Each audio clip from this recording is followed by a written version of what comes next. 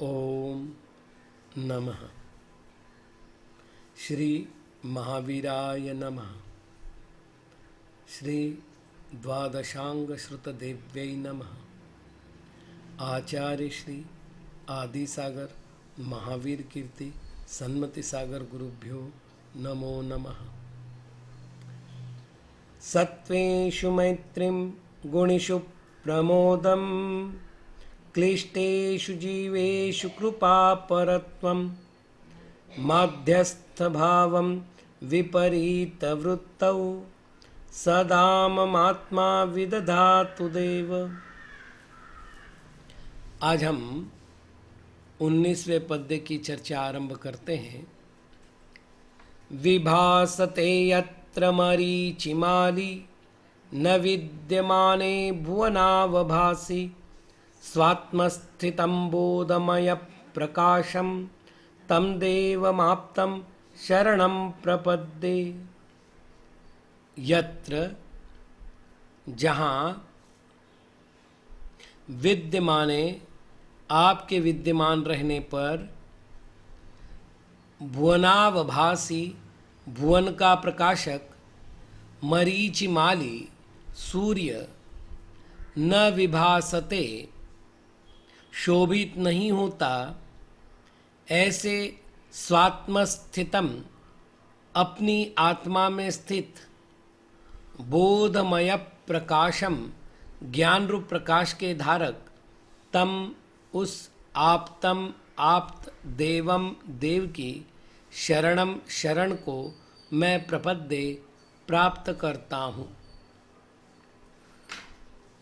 आचार्य महाराज आप्त अर्थात भगवान की और सूर्य की परस्पर तुलना करते हुए सूर्य को हीनोपमान सिद्ध कर रहे हैं।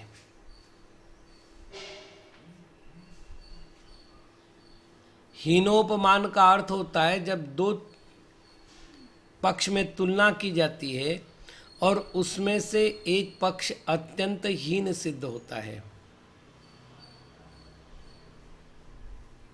यद्यपि सूर्य लोक प्रकाशक है, प्रकाश का पुंज है, फिर भी हे भगवान वो आपके समान प्रकाश करने में असमर्थ है, अतः उसकी उपमा आपको देना हीनोपमा है। ये बात सिद्ध करते समय यहाँ आचार्य महाराज कह रहे हैं कि केवल ज्ञान का जो प्रकाश आप में है वह प्रकाश सूर्य की प्रकाश से श्रेष्ठ क्यों है? क्योंकि सूर्य का प्रकाश केवल वर्तमान कालीन पदार्थों को प्रतिभासित करता है और आपका केवल ज्ञान रूपी प्रकाश त्रिकालवर्ती पर्यायों को प्रकट करता है। सूर्य का प्रकाश केवल ढाई द्वीप में स्थित या मध्यलोक में स्थित कहे, क्योंकि मध्यलोक तक सूर्य है, मध्यलोक में स्थित पदार्थों को प्रकाशित करता है और आपका ज्ञान रूपी प्रकाश लोक और अलोक इन दोनों को प्रकाशित करता है। सूर्य का प्रकाश संतापकारी है, आपका ज्ञान रूपी प्रकाश आह्लादकारी है। सूर्य का प्रकाश केवल दिन में होता है और आपका प्रकाश दिन में भी और रात में भी होता है, अर्थात आपके प्रकाश में दिन रात का किसी प्रकार भेद नहीं है। सूर्य का प्रकाश सीमित क्षेत्र में, सीमित काल में और सीमित पदार्थों को ग्रहण करता है। आपका ज्ञानमयी प्रकाश असीमित काल, असीमित क्षेत्र और असीमित पदार्थों को ग्रहण करता है। अतः किसी भी दृष्टि से देखा जाए तो आपका ज्ञान जो प्रकाश करता है, जो कांति प्रदान करता है, उसके सामने सूर्य अत्यंत फीका है। इसी बात को स्पष्ट करते समय आचार्य मानतुंग जी महाराज ने लिखा है, नास्तं कदाचिदुपयासि न राहुगम्य स्पष्टीकरोषि सहसा युगपज्जगन्ति नाम्भोदरोदर निरुद्ध महाप्रभाव सूर्यातिशायी महिमासि मुनीन्द्र लोके। हे मुनीन्द्र, आप कभी अस्त नहीं होते, आप राहु के द्वारा कभी ग्रसे नहीं जाते, आपका तेज मेघों के द्वारा कभी छिपता नहीं है, आप तीन लोक के समस्त पदार्थों को युगपत जानते हैं, प्रकाशित करते हैं। अतः सूर्यातिशायी महिमासि, आप सूर्य से भी अधिक महिमा को धारण करने वाले हैं। यहाँ एक विशेष बात है कि जिनेंद्र भगवान का जो सर्वज्ञता गुण है, सर्वम जानाति इति सर्वज्ञः, जो सभी को जानता है, सभी द्रव्यों को, सभी गुणों को, सभी पर्यायों को और द्रव्यों के सभी स्वभावों को जो जानता है, उसे सर्वज्ञ कहते हैं। सर्वज्ञ के पास ज्ञानावरण कर्म के अभाव में उत्पन्न हुआ केवल ज्ञान होता है। न्यायशास्त्र में सर्वज्ञ की सिद्धि के लिए बहुत से ग्रंथों की रचना हुई है। लघु अनंत वीर्य के लघु सर्वज्ञ सिद्धि, बृहत सर्वज्ञ सिद्धि इसके श्रेष्ठतम उदाहरण हैं। थोड़ा सा हम लोग चर्चा कर ले वे। इस संसार में मूलतः 6 प्रकार की वस्तुएं हैं। पहली सूक्ष्म, दूसरी स्थूल, तीसरी दूर, चौथी निकट, पांचवा अंतरित और छठी अनंतरित। इन 6 प्रकार की वस्तुओं का स्वरूप इस प्रकार है। जो अत्यंत छोटी हो उसे सूक्ष्म कहते हैं, और जो बड़ी हो उसे स्थूल कहते हैं। परमाणु आदि सूक्ष्म हैं और दृश्यमान जो घटपटादिक द्रव्य है वो सब स्थूल है। जो क्षेत्र की अपेक्षा दूर में स्थित है उस वस्तु को दूर कहते हैं, और क्षेत्र की अपेक्षा जो निकट में हो उसे निकटवर्ती वस्तु कहते हैं। काल की अपेक्षा जो भूत अथवा भविष्य में लंबी हो, यानी दीर्घ काल से हो, उसे अंतरित कहते हैं, और निकट हो, यहाँ हो, अनंतरित कहते हैं। तो सामान्य रूप से मैं, आप या हम लोग सभी ये स्थूल, निकट और अनंतरित पदार्थों को जानते हैं। सूक्ष्म, दूर और अंतरित पदार्थों को जानने की क्षमता हमारे ज्ञान में नहीं है।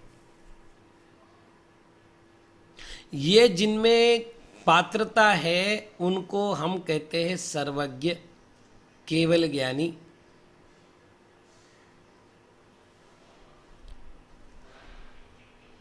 इनके ज्ञान की इतनी पवित्रता होती है, इतनी शुद्धता होती है कि आचार्य समंतभद्र महाराज लिखते हैं, सालोकानां त्रिलोकानां यत् विद्या दर्पणायते।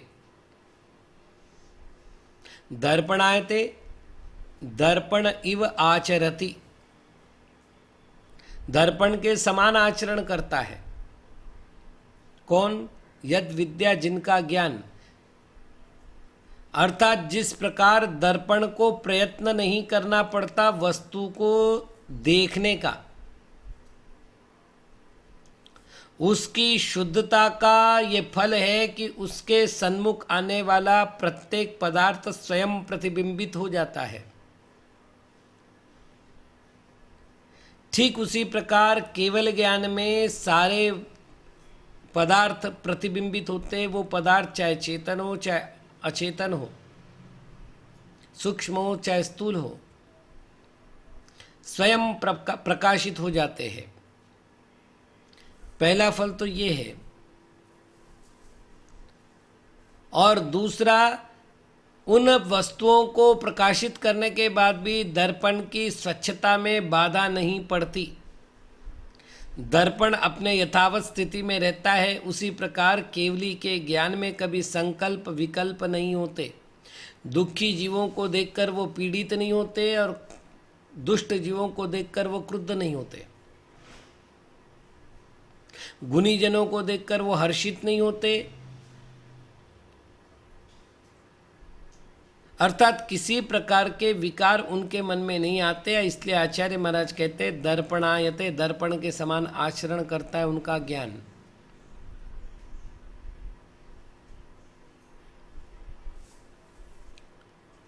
अभी एक नई मान्यता हमारी समाज में घर करने लगी है।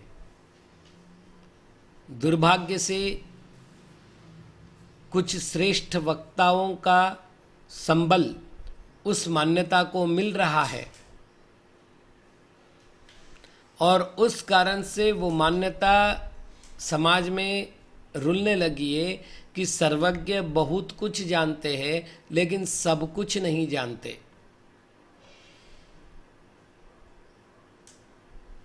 और आर्य समाजियों ने जो कुतर्क दिया था जैनों के विरोध में, जब पानीपत का शास्त्रार्थ हुआ था और पानीपत के शास्त्रार्थ में आर्य समाजियों की ओर से जैनों के विरोध में प्रश्न था, क्या आपके भगवान सर्वज्ञ हैं?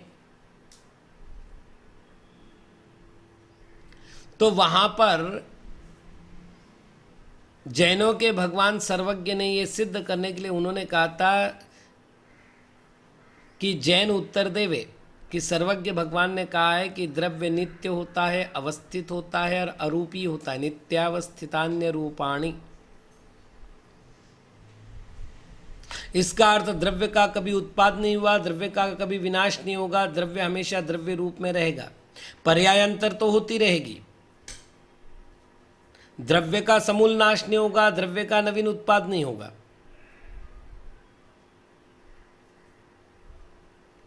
अब आप मुझे बताइए, ये आर्य समाजों का प्रश्न था, आज आप हमें बताइए कि यदि आपका सर्वज्ञ सब कुछ जानता है तो जीव की पहली पर्याय बता देवे।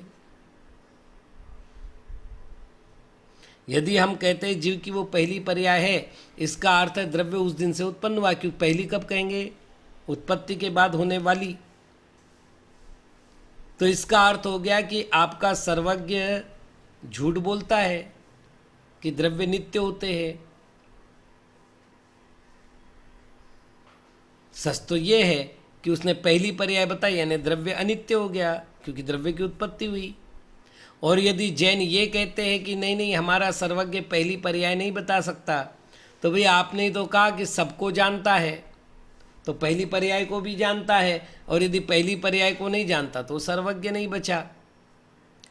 इस युक्ति से भयभीत होकर के हमारे कुछ वक्ताओं ने कह दिया भगवान बहुत कुछ तो जानते हैं, सब कुछ नहीं जानते। अभी एक पुस्तक भी आई थी मेरे पास शंका समाधान की, जिसमें ये लिखा गया है कि सर्वज्ञ अनंत को तो जानते लेकिन पूर्ण को नहीं जानते। और वही युक्ति, ऐसा हो तो उनको पहली पर्याय बतानी चाहिए। एक बात निर्णय कर लीजिएगा, जानना अलग चीज है और बताना अलग चीज है। जानना कार्य ज्ञान का है और कथन करना कार्य वचनों का है। वचन पुद्गलाश्रित है और ज्ञान आत्माश्रित है। वचन की शक्ति सादी शांत है और ज्ञान की शक्ति अनंत है।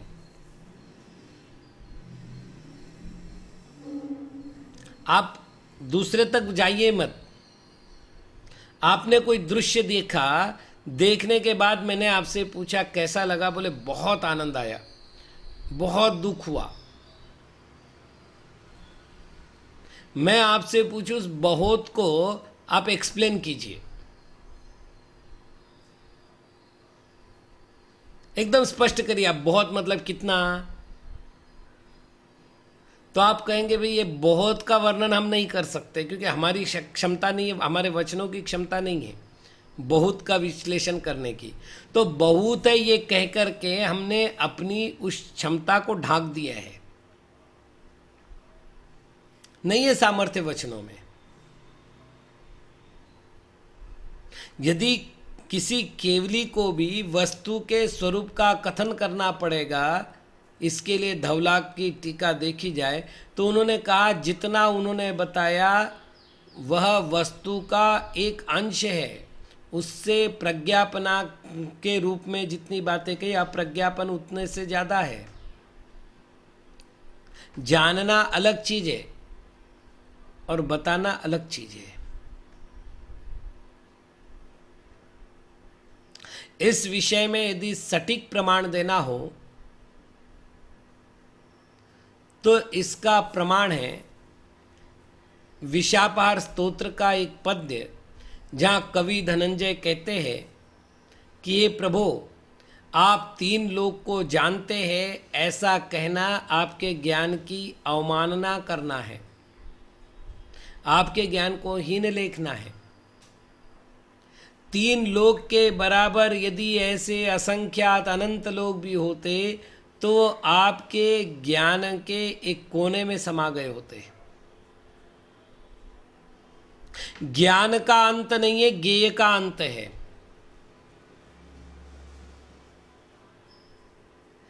ज्ञेय यानी जानने योग्य पदार्थ, ज्ञेय पदार्थ का अंत हुआ, इसलिए ज्ञान को आगे जानने लायक नहीं बचाया। ज्ञान की सीमा समाप्त नहीं हुई है। तो केवल ज्ञान का ये वैशिष्ट्य है कि केवल ज्ञान रूपी प्रकाश असीमित शक्ति संपन्न होता है और वो जिन्होंने धारण कर रखा है उन्हें आप्त कहते हैं। यहाँ आप्त के लिए दो विशेषण दिए हैं, स्वात्म स्थितम एक और बोधमय प्रकाशम दो, जो अपनी आत्मा में स्थित है और दूसरा ज्ञान रूपी प्रकाश से युक्त है। तो ऐसे जो आप्त परमेश्वर है, मैं उनकी शरण को प्राप्त होता हूँ। अगला पद्य है, विलोक्यमाने सति यत्र विश्वम विलोक्यते स्पष्टमिदं विविक्तम शुद्धम शिवम शांतमनाद्यनंतम तम देवमाप्तम शरणम प्रपद्ये। यत्र जिसके विलोक्य माने अवलोकन करने पर, सति पर, इदम यह, विश्वम विश्व, स्पष्टम स्पष्ट रूप से, विविक्तम पृथक, विलोक्यते दिखाई देता है, शुद्धम शुद्ध, शिवम शिव, शांतम शांत, अनाद्यनंतम अनादि अंतम, तम आप्तम देवम उस आप्त देव की शरणम, शरण को मैं प्रपद्ये प्राप्त करता हूँ। मनुष्य का मन एक विशिष्ट गुण से युक्त है। उस गुण का नाम है उत्सुकता, कुछ नए देखने की इच्छा, कुछ आकर्षण युक्त वस्तु देखने की इच्छा। वह हमेशा प्रयत्न करता है कि नवीन नवीन पदार्थों का वो अवलोकन कर सके। इस संसार में अनादि काल से परिभ्रमण करते हुए इस जीव ने सारे संसार को ठीक ढंग से देख लिया है। 343 घन राजु प्रमाण जो लोकाकाश है, उस लोकाकाश का एक भी प्रदेश ऐसा नहीं है जहां इस जीव ने जन्म और मरण नहीं किया हो। जहां पर सिद्ध जीव विराजमान है ना, वहां पर भी अनंतानंत निगोदिया जीव जन्म मरण करते हुए विराजमान हैं। अर्थात वहां भी जन्म मरण के चक्र में फंसे हुए जीव हैं, जिन्होंने संसार अवस्था का परित्याग करके कर्मों से छुटकारा प्राप्त करके मोक्ष प्राप्त किया। वो जन्म मरण नहीं करते हैं, लेकिन जो कर्म सहित अवस्था में वहां पहुंचे हैं वो तो करते ही है। तो मोक्ष स्थान भी ऐसा नहीं है कि जहां पर जीवों ने जन्म मरण करके उसे नहीं देखा हो। तीन लोक की समस्त वस्तुओं को अनंतों बार देख लिया, किंतु मन को संतोष नहीं हुआ। अब उन वस्तुओं को देखने की इच्छा है जिनको देखने से राग द्वेष आदि की ज्वाला उत्पन्न ना हो। मन शांत और आत्मा आत्मा की ओर अभिमुख हो। और यही कारण है कि भक्त सारी दुनिया को देखना छोड़ करके जिनेंद्र भगवान को अर्थात आप्त को देखने का प्रयत्न करता है। और जिस समय वो आप्त को देख लेता है तो उसे विश्वम स्पष्टम विविक्तम विलोक्यते, उसको ये सारा विश्व एकदम अपने से पृथक पता चलता है। ज्ञात होता है उसको कि ये सारा जगत मेरे से पृथक है, हम न किसी के, कोई न हमारा। ये जो भावना है ये जिनेंद्र भगवान का अवलोकन करने से मिलती है। बहुत विशिष्ट बात है। जिनेंद्र प्रतिमाएं कभी भी, जैसा कि प्रतिमा विज्ञान में है, जैन प्रतिमा विज्ञान के अनुसार जिनेंद्र भगवान की प्रतिमा आंख खुली वाली नहीं होनी चाहिए, दुनिया को देखने वाली नहीं होनी चाहिए। जिनेंद्र भगवान की प्रतिमा के लिए नियम दिया हुआ है कि वो नासाग्र मुद्रा वाली होनी चाहिए। वो प्रतिमा ये स्पष्ट करती है कि इस दुनिया में देखने लायक जितने पदार्थ हैं उन सभी पदार्थों को मैंने देख लिया है, उसमें कुछ भी सार नहीं है।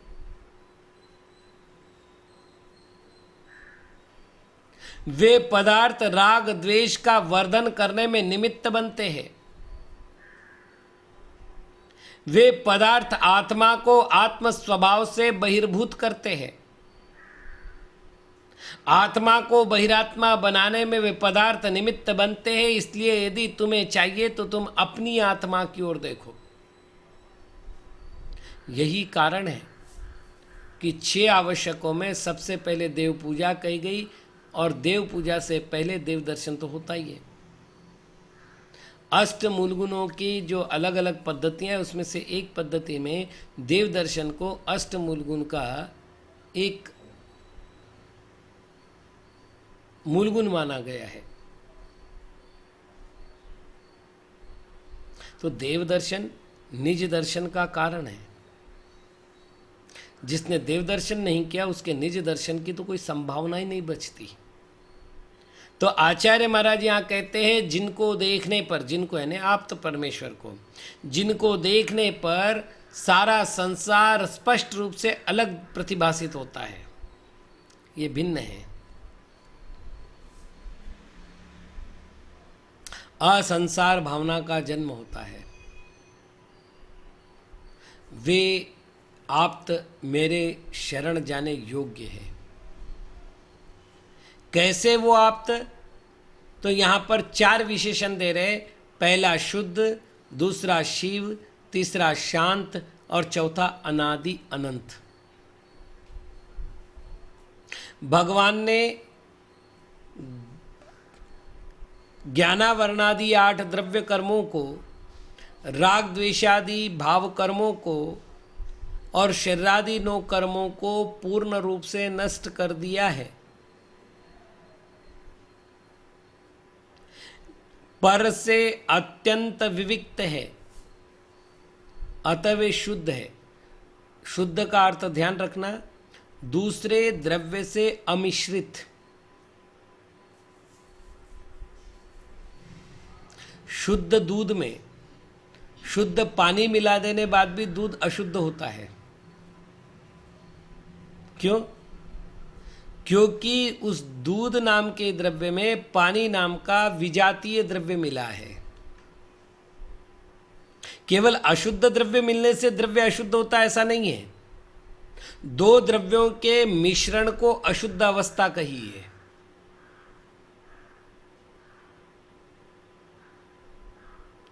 तो जो पुद्गल के साथ अनादिकालीन संबंध आत्मा का था, उस आत्मा के अनादिकालीन संबंध को आत्मा ने विनष्ट कर दिया, इसलिए वो शुद्ध हुए।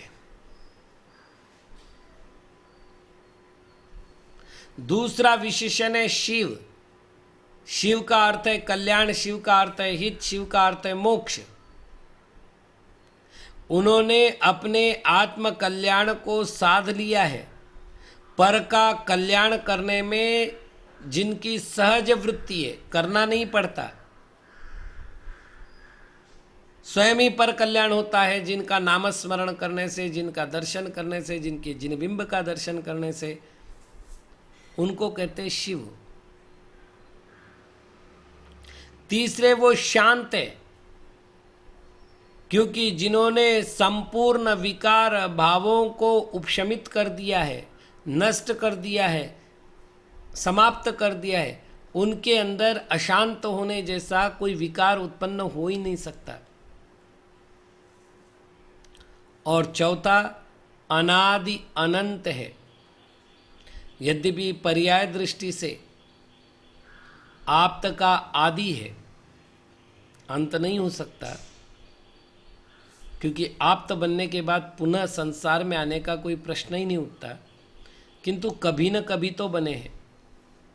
लेकिन नाना जीवों की अपेक्षा और स्वभाव शुद्ध नय की अपेक्षा जो आप्त है वे अनादि अनंत है,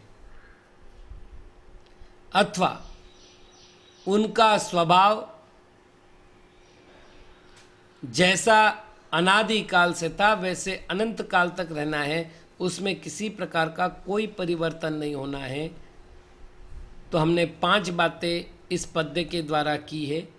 पहली बात, जिनको देखने पर यह संपूर्ण विश्व पृथक प्रतिभासित होता है, जो शुद्ध है, शिव है, शांत है, अनादि अनंत है, ऐसे 5 विशेषणों से विशिष्ट आप्त भगवान की मैं शरण को प्राप्त होता हूँ। यही मंगल कामना। ओम नमः।